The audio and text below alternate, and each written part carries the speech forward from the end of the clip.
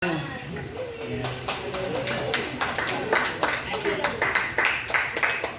Hello po, magandang gabi. Talagang itong aking mga kasister na to.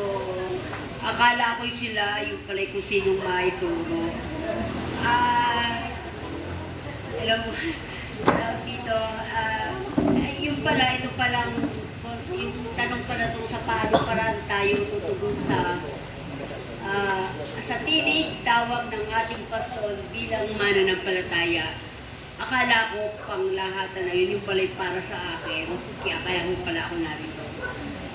Ako po, bilang sa pagtugon ko sa ating Panginoon o sa ating pastol, bata pa ako ay naglilid na ng rosary. Kasi ako yung pinakang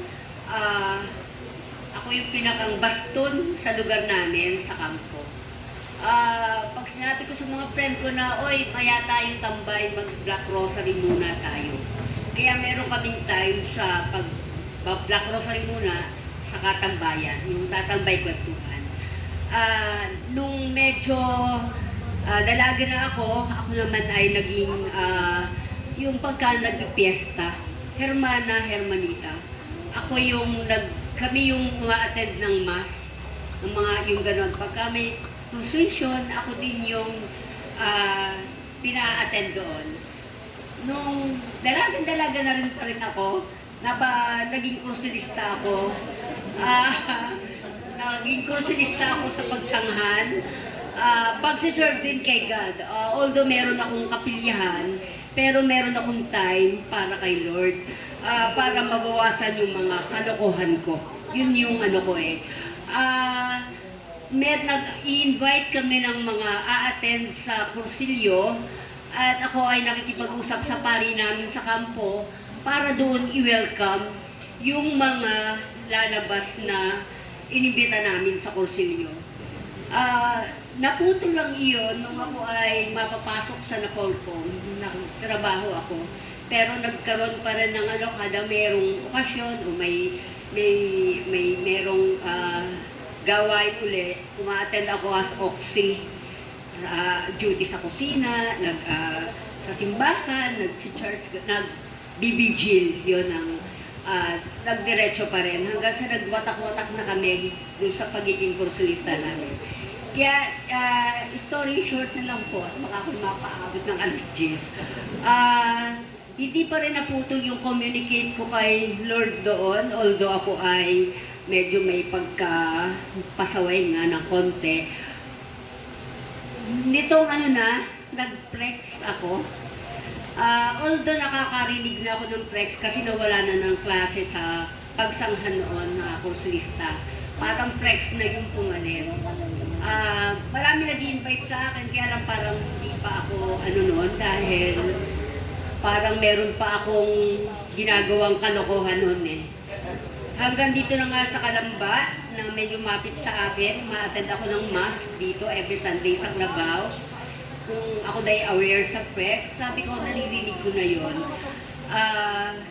In-invite niya ako, kaya mabilis akong nag-yes.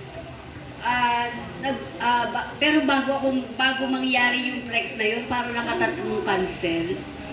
Tapos kung kailan yung Saturday na, parang hinaharangan, talagang may humaharang sa akin na ako hindi matuloy. Pero, syempre, tinawag ko siya, yung mga invitation sa akin, at ako'y tuwan-tuwa dahil nanalo yung time ko para kay Lord.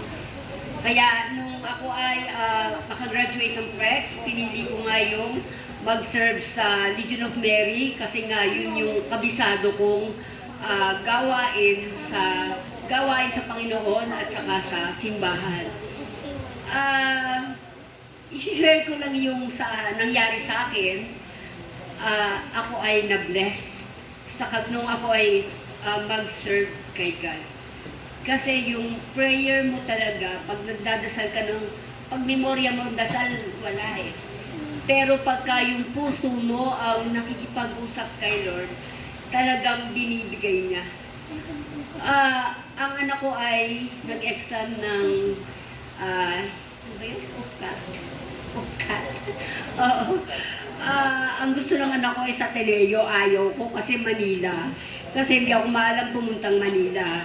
Sabi ko, wag mong itsukwera ang UP kasi namamasyal ako ng Los Baños. Yun ang kaya kong puntahan. Ang ginawa pala ng anak ko, nag-exam sa UP, sa De La Salle, at sa Los Baños. Sabi ko, anak, kahit isa lang ipasa mo. Kaya lang, pinagpe-pray ko kay Lord, sinasabi ko, na Lord, ayaw ko sa Ateneo ang anak ko kasi hindi ako makakapunta doon pag siya'y nilagnat, nagkaroon ng konting problem, ganun po. Talagang si Lord ay mabait. Doon sa 3 eskwelahang ibinigay, pasado ang anak ko doon sa 3 school na yon. Inopen niya lahat ng doors. Ngayon ang anak ko hindi alam kung saan pupunta, kung Ateneo, De La Salle, UP. Sabi ko, anak, yan isagot ni Lord sa prayers ko kasi ayoko ikaw sa Ateneo. Kaya lang, nung nakapasa ka, o sige, bahala na si Batman, yun na lang sabi ko. Tapos nag-exam ka pa pala ng De La Salle. Sabi ko, aba, magpupuli ka niya, kung saan ka na niyan papasok. Sabi ko gano'n. Hanggang sa lumabas yung UP na nakapasa siya. Kasi sabi ko, anak, kaya ka siguro nakapasa sa UP dahil sinabi ko na gusto ko diyan ka lang sa Kalamba, dito, sa Laguna.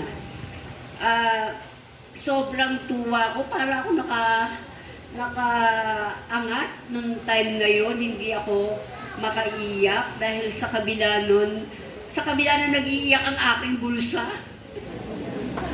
Ay ako'y punong-puno ng blessing, sa totoo lang, sa aking anak. Ang sabi ko nga, anak, ang aking anak pala ay isang batang maliit, malaki ang mata, at malaki ang utak. Kaya po, sa aking mga kasamahan dito, number 1 po talaga is prayer. Wag nating kalilimutan kung ano yung relasyon natin kay God. Saka ho pala, nung ako'y nag-Legion of Mary, ako ay, hindi ko madilimutan, ako ay sineminar ng konti. Kasi ako ay, ang pananamit ko ay basta lang damit, pwedeng maikli, pwedeng ganoon.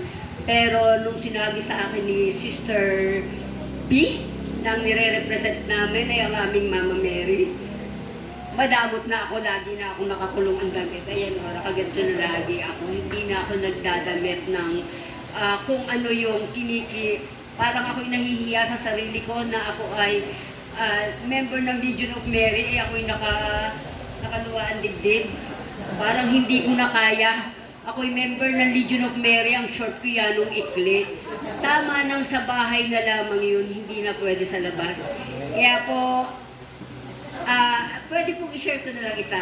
Meron kasi ako nabasang article tungkol sa propesya, parang gano'n.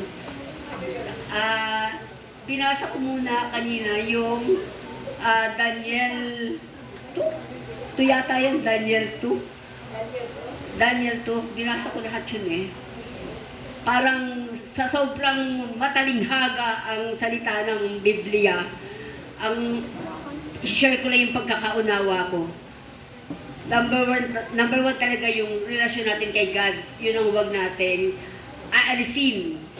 Basta magkaroon lang tayo ng talagang, halimbawa merong reunion, simba, lagi natin ipaprioritize ay Sunday is time natin kay Lord.